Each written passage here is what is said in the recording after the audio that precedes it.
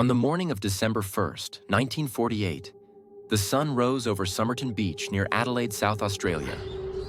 It seemed like any other summer day until a passerby spotted something unusual. A man sitting lifelessly against a seawall, his legs stretched out, his head tilted forward.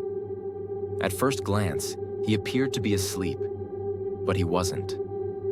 This man, dressed sharply in a suit and polished shoes, would soon become the center of one of the world's greatest unsolved mysteries. This is the unsolved mystery called the body on Somerton Beach. Sit back and ready to hear this thrilling incident. Let's get into the video authorities were called, and the investigation began. The first puzzle was his identity. He had no wallet, no ID, and no labels on his clothes. Everything had been meticulously removed. He carried a few mundane items, a train ticket, a bus ticket, a comb, and some chewing gum. But none of these provided a clue to who he was or why he had been there. An autopsy added to the enigma. There were no visible injuries, but inside, his stomach showed signs consistent with poisoning. Yet no traces of toxins were found. It seemed like the man had vanished from the world without leaving a single clue. Or so it seemed.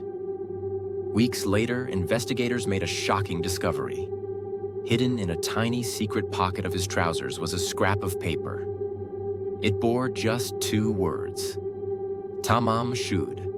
The phrase, Persian for ended or finished, was traced to a rare book of poetry, the Rubaiyat of Omar Khayyam. Soon after, a man came forward with a copy of the book he had found abandoned in his car near the beach. Inside it, a torn-out page that matched the note in the Somerton Man's pocket. But there was more.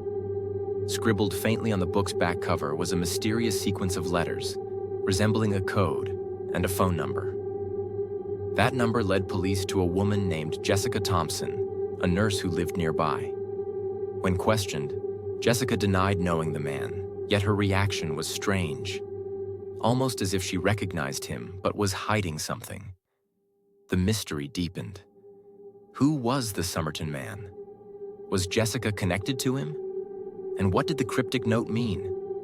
Over the years, theories have ranged from espionage, fueled by the Cold War tensions of the time, to tragic love stories.